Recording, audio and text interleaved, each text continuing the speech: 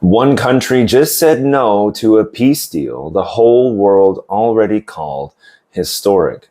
Hello there, I'm Corey, your personal English teacher here on YouTube, and I want to help you improve your English while learning about what's actually happening in Korea and around the world. Welcome to Digestible News. Let's get started today with 3 stories. We're going to start with the biggest news for today. However, before we start, I want you to know Digestible News has 2 sections. You can check the timeline below. The first section will be a blank read-through.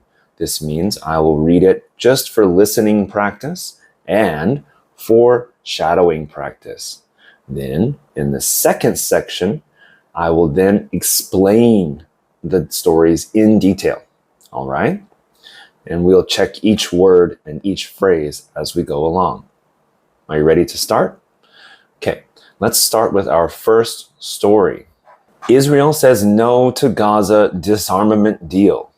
Last week, Hamas agreed to a plan to give up its weapons in Gaza. The plan was put together by a group called the Board of Peace, which includes the United States, Egypt, Qatar, and Turkey. President Donald Trump called the agreement historic and said it was a major step toward peace and security in the region. Under the plan, Hamas and other armed groups would hand their weapons over to a new Palestinian committee. Police weapons would be given up first, followed by heavier weapons later. In return, Israeli forces would slowly pull back from Gaza to an earlier line agreed on last year. The full roadmap for how this would happen was supposed to be written within 14 days. But this week, Israeli Prime Minister Benjamin Netanyahu said Israel never actually agreed to the plan.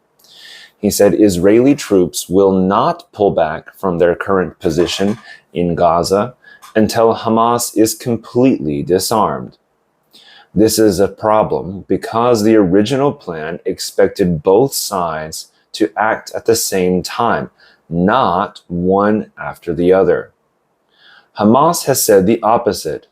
A member of the group's negotiating team said Hamas will not give up any weapons unless Israel keeps its own promise first, including the pullback. So, right now, both sides are waiting for the other side to move first, and neither one wants to be the first. Meanwhile, the fighting in Gaza has not stopped. Strikes have continued even after the disarmament agreement was announced, and the death toll keeps rising. A senior U.S. official close to the talks said Israel is only being asked to stick to the peace plan it already accepted last year, and that the U.S. would be very disappointed if Israel blocks the deal from moving forward. For now, the disarmament agreement exists on paper, but it has not started in real life. A quick comprehension question. Try to summarize this article as briefly, as shortly as you can. This is good practice for finding key details and understanding when you listen to these types of news articles. If you like this kind of content, reading the news that I create for an intermediate level, and then going through it one by one with explanations, giving a like and a subscribe would really help. Only 50% of you actually subscribe to the channel, so it would be very helpful if you subscribe so that more people can find us and learn along with us in our community. All right, now time to move to the second story. Our second story has to do with the heat here in South Korea and how extreme heat has shut down some baseball games. Originally, we talked about the heat causing some hospitalization, but today we have a story about sports. This has been one of the hottest weeks in South Korean history, and it has completely changed how people are living, working, and even watching baseball. On Tuesday, during a game between the LG Twins and the SSG Landers in Incheon, a 25-year-old spectator collapsed in the stands. He needed CPR before being taken to the hospital. 25 other fans at the same game also showed signs of heat sickness, and 2 of them needed urgent medical care. The next day, the Korea Baseball Organization made a decision that had never happened before in the league's history. Hours before 2 games were set to start, officials canceled them completely because of the extreme heat. Then, on Thursday, the league held an emergency meeting with team managers and player representatives from all 10 clubs. Sorry, I got lost. After the meeting, they announced that every remaining game that week would be canceled, and the season would not start again until the following Tuesday.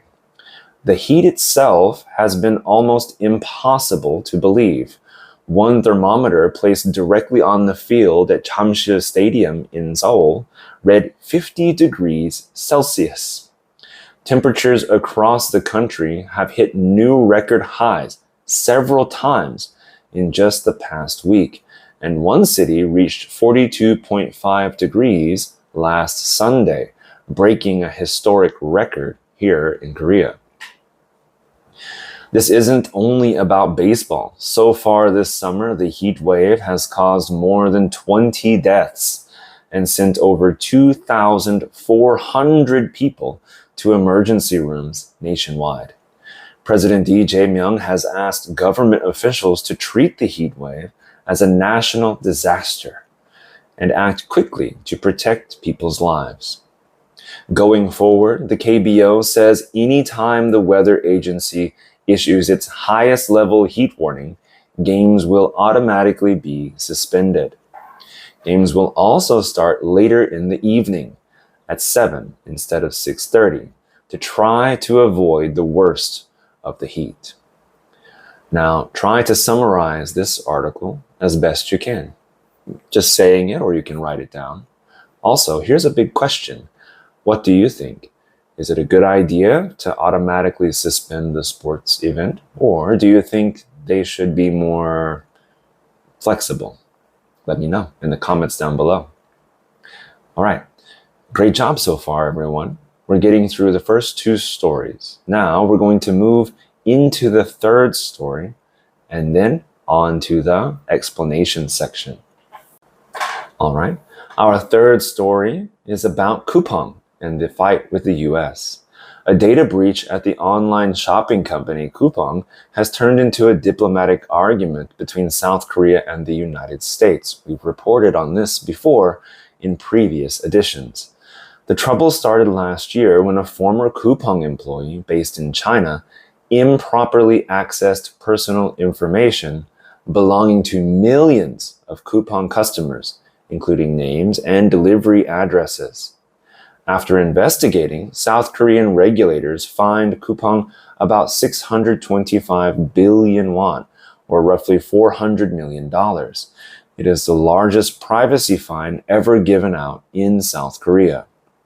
Coupang, which is officially a US company based in Seattle, even though most people know it is a Korean shopping app, pushed back against the fine.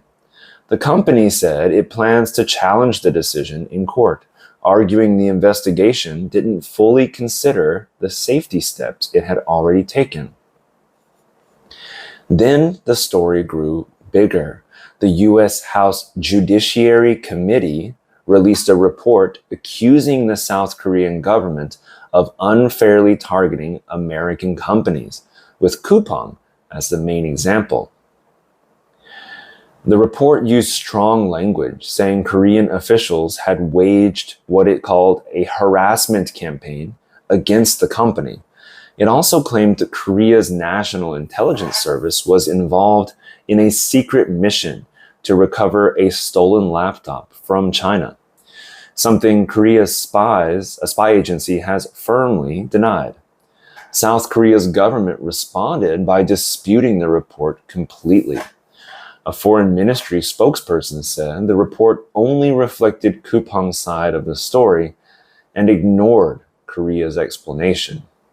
Seoul later sent a formal, detailed rebuttal to the committee, arguing that Korean digital regulations don't discriminate against any company based on its country of origin.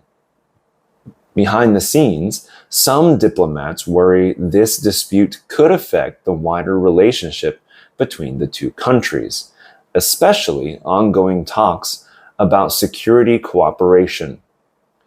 For now, both governments say they want to keep working things out through official channels.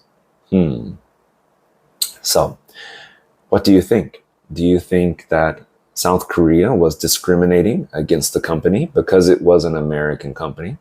Let me know in the comments. I'm curious as to what you think. Also, try to summarize this article as best you can, whether speaking out loud or writing it down. It'll help your comprehension. All right, before we move on, this is the explanation section.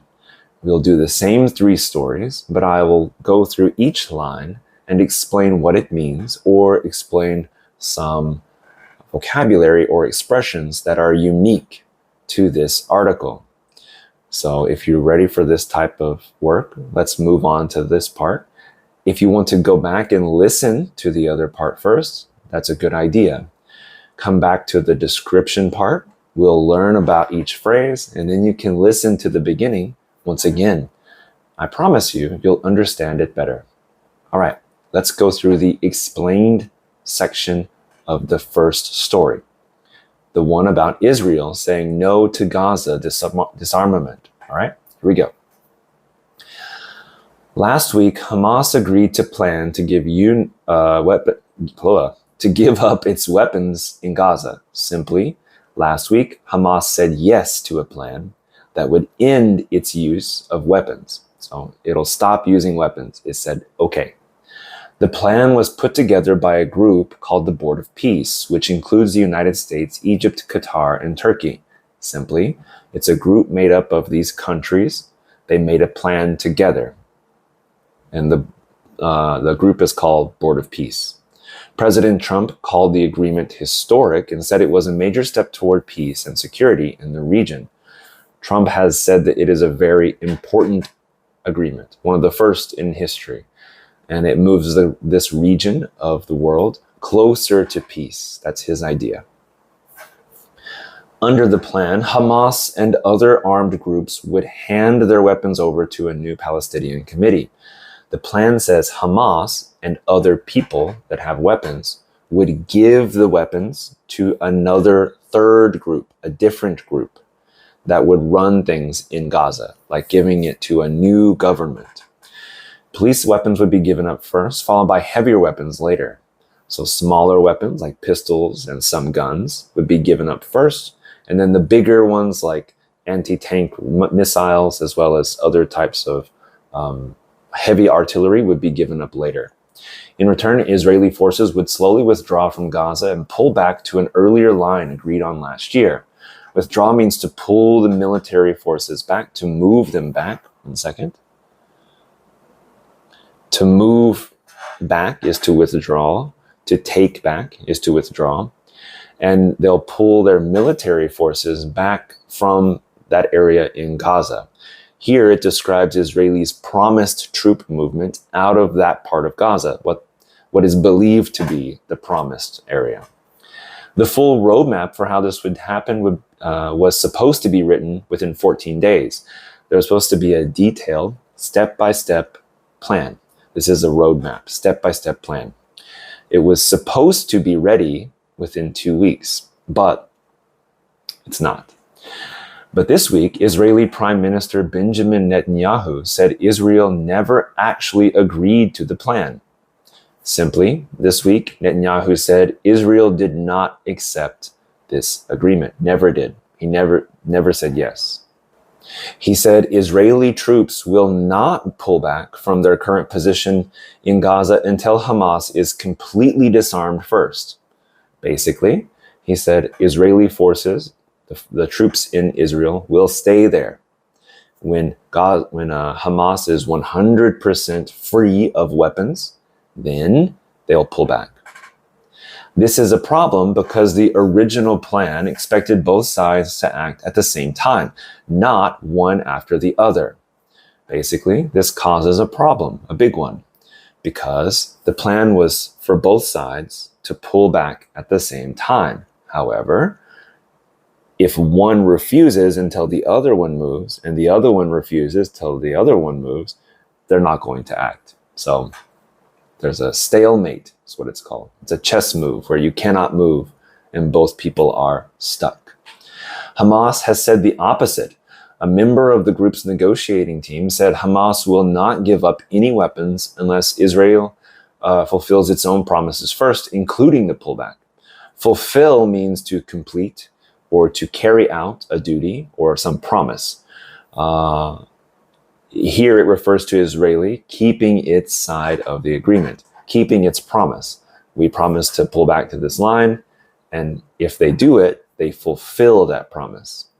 So right now, both sides are waiting for the other side to move first, and neither one wants to be first. Simply, right now, each side, as I said, is waiting.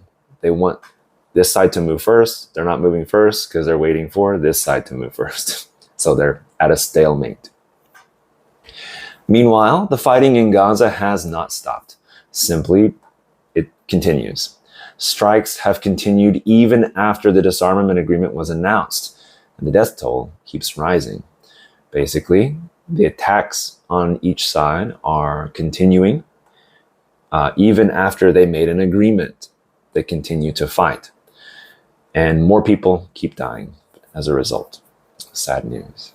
A senior U.S. official close to the talks said Israel is only being asked to stick to the peace plan it already accepted last year, and that the U.S. would be very disappointed if Israel blocks the deal from moving forward. Basically, an important U.S. official that is involved in the talks between Israel and Gaza, and Hamas, said Israel only needs to follow the plan we already made. But the U.S. would be very disappointed, very unhappy if Israel stops or breaks the deal. For now, the disarmament agreement exists on paper, but it is not started in real life. So the agreement exists, we know about it, it's just only written down.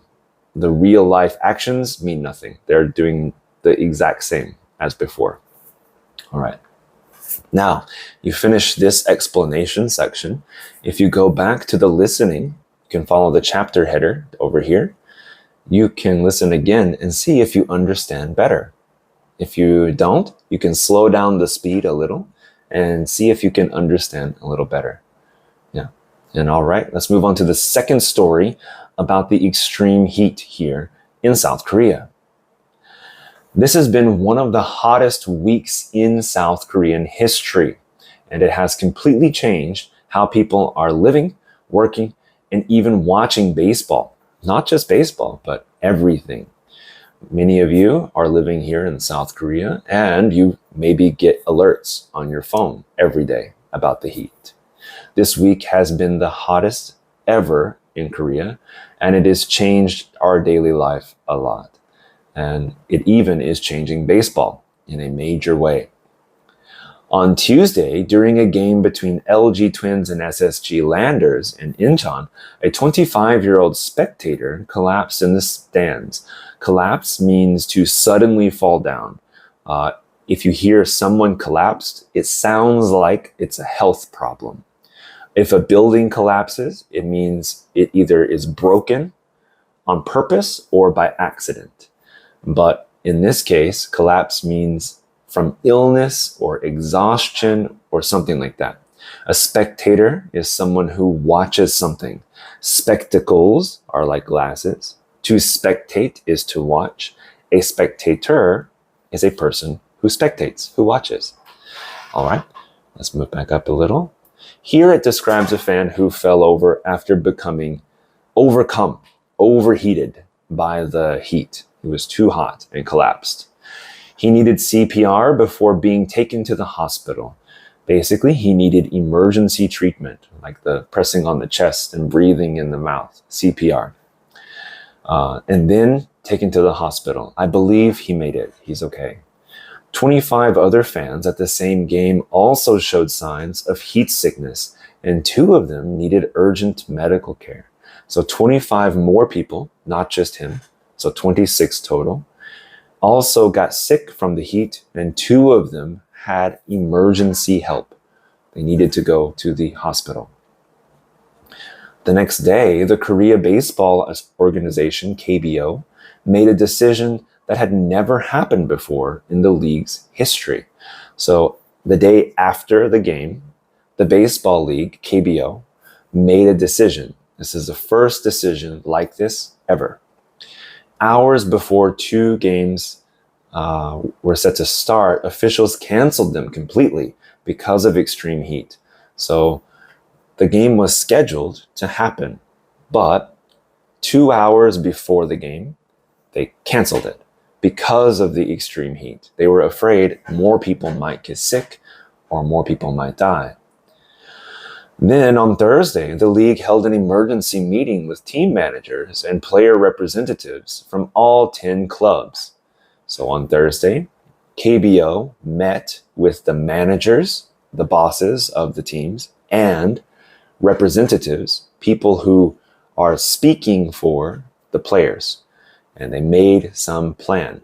After the meeting, they announced that every remaining game that week would be canceled, and the season would not start again until the following Tuesday. So in the meeting, they decided all games this past week would be canceled, including this weekend's games. And the season will start once more next Tuesday. Right now, it's the hottest day of the year, according to the news, so it makes sense. The heat itself has been almost impossible to believe. Impossible to believe, or almost impossible to believe, means so shocking it feels not real. It's been very surprising. Just 2 minutes of walking outside can sweat through all of your clothes. It's intense. One thermometer placed directly on the field at Chamsil Stadium in Seoul read 50 degrees Celsius. So the thermometer was placed on the field. So it's not the air temperature, but the temperature on the grass of the field. And it read 50 degrees. So the grass was quite hot. Temperatures across the country have hit new record highs several times in just the past week. And one city reached 42.5 degrees on Sunday.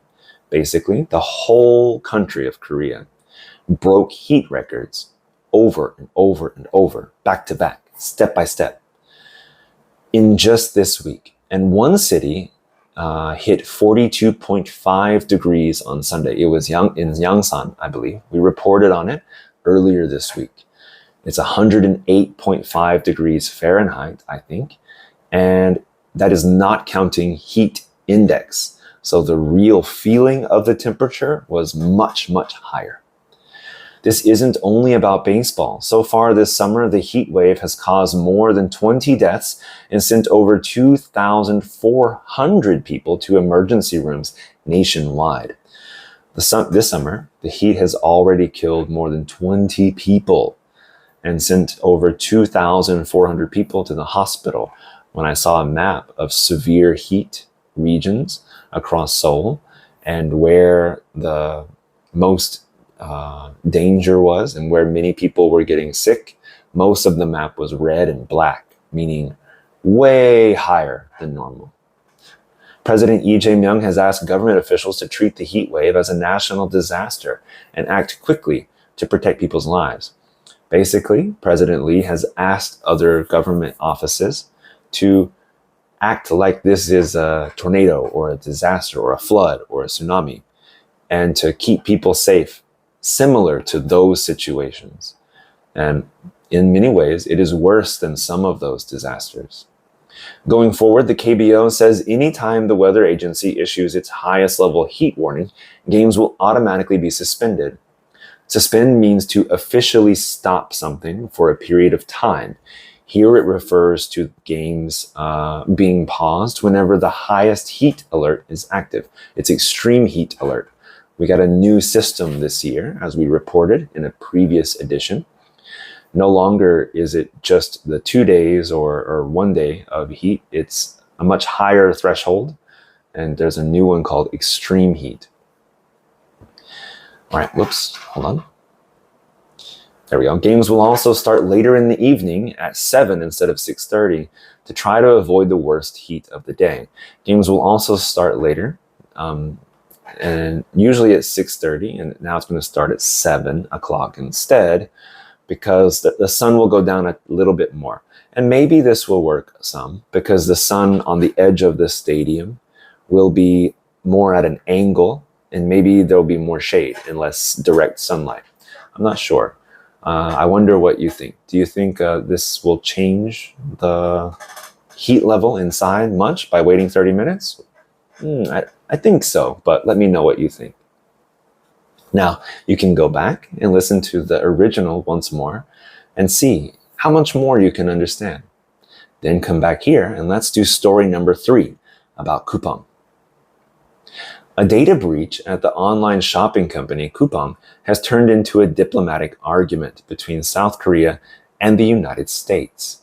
Simply, there was a data leak at the shopping company Coupang, but it happened in China. A leak meaning something broke through. Like if there's a dam and water comes through, then it is a leak. So a data leak means data escaped by accident. And the US and Korea are fighting. They're arguing. The trouble started last year when a former Coupang employee based in China improperly accessed personal information belonging to millions of Coupang customers, including names and delivery addresses. So last year, there was a Coupang worker. Now they are not a Coupang worker. They lived in China. They got the information of millions of customers, their names and their addresses. They did this wrongly. It was not a correct way. They did it illegally. After investigating, South Korean regulators fined Coupang about 625 billion won, or roughly $400 million. So they looked into it. They searched. Korean regulators, the people who are watching for this kind of thing, Korean regulators gave Coupang a fine, a fee of about $400 million. It is the largest privacy fine ever given out in South Korea. Before this time, no company ever got this big of a fee. This is the biggest fee ever. Coupang, which is officially a US company based in Seattle, even though most people know it as a Korean shopping app, pushed back against the fine. Coupang, which is technically a US company in Seattle, Washington, but it works mostly in Korea. They disagreed about the fine, about the fee. They said, we don't agree. This is not a good fee. You are discriminating. You're doing something bad by giving us a fee. The company said it plans to challenge the decision in court, arguing the investigation didn't fully consider the safety steps it had already taken. So the company said, let's go to court. Let's make a decision in court. I will sue you. The investigation ignored the safety changes that Coupang made.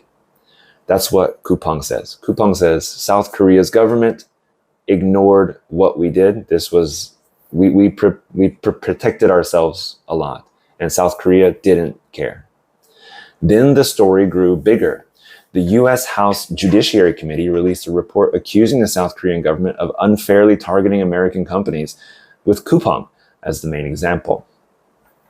A U.S. Congress group made a report, a paper, saying Korea targeted American companies more than Korean companies. That means they are discriminating. So Coupang is an example of discriminating. The report used strong language saying Korean officials had waged what it called a harassment campaign against the company. So basically, the report, the paper, said Korean officials, Korean government people had started a campaign, an attack, in order to harass and bully the company, specifically because it is an American company. It also claimed Korea's National Intelligence Service was involved in a secret mission to recover a stolen laptop from China, something Korea's spy agency has firmly denied. So, American agency said Korean spies are doing a secret mission to recover a laptop, a notebook in China right now. But Korea says, we're not doing that. South Korea's government responded by disputing the report completely. Dispute means to say that something is not true. So someone says you did something wrong, you say, oh, I dispute that. It means I say that is not true. Here it describes the Korea's official rejection of the US Congress's statement about the laptop. They said about the laptop, Korea says, I dispute that. That's not true. A foreign ministry spokesperson said the report only reflected Kupang's side of the story and ignored Korea's explanation.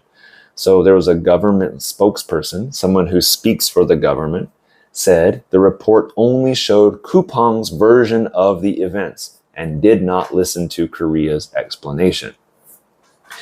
Seoul later sent a formal, detailed rebuttal to the committee, arguing that Korean digital regulations don't discriminate against any company based on its country of origin.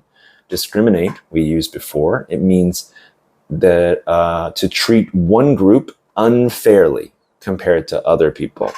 Here it refers to the claim that Korea is discriminating against Kupang because it's from America, but Korea denies it.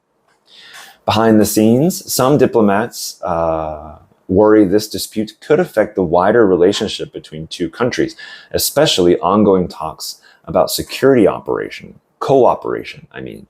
So privately, there are some diplomats, some people who are talking between the countries, and they are worried that this fight about Kupang could make the two countries not work well together in the future, especially about security.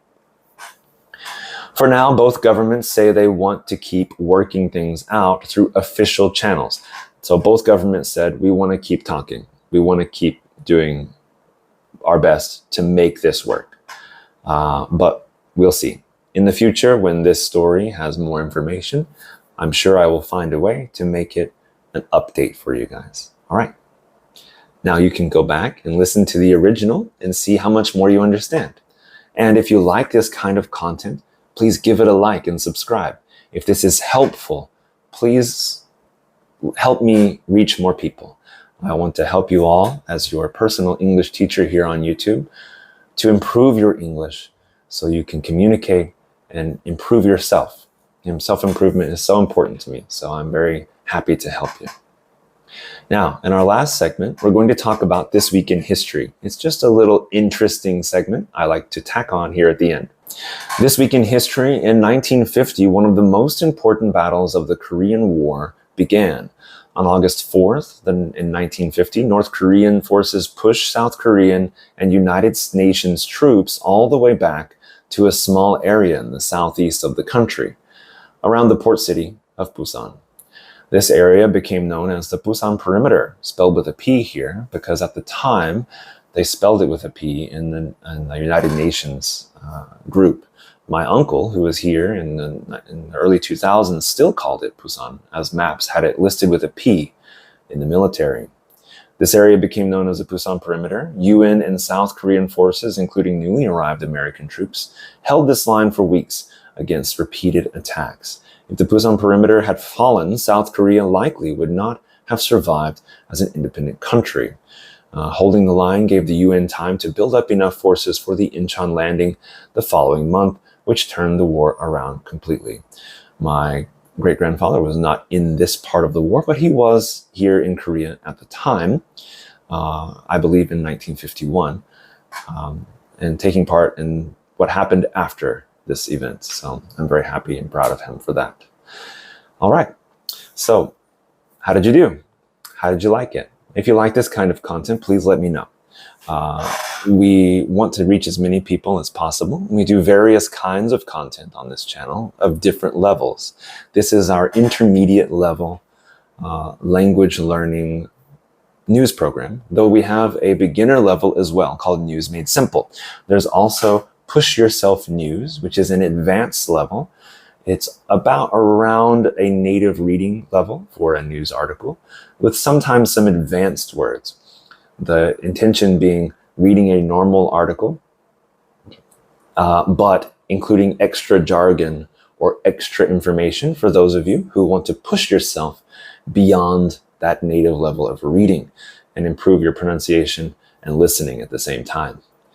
All right, leave a comment if you'd like down below to let me know what you thought, your ideas about these stories, or just talk to me in English. I'm more than happy to respond to any of you. In fact, in the future, I'd like to do some live streams and talk to you guys directly. It'd be very fun for me, I think. All right. If you'd like to participate in that, I'll let you know in the future. And if you'd like to join as well and help support this channel, no pressure. Right now, there's no members-only content really, just a little bit. But you can hit the join button down below, and I would appreciate it very much. All right. Hope you guys have a great day. Stay cool, stay safe, stay informed, but above all, stay curious. Bye for now.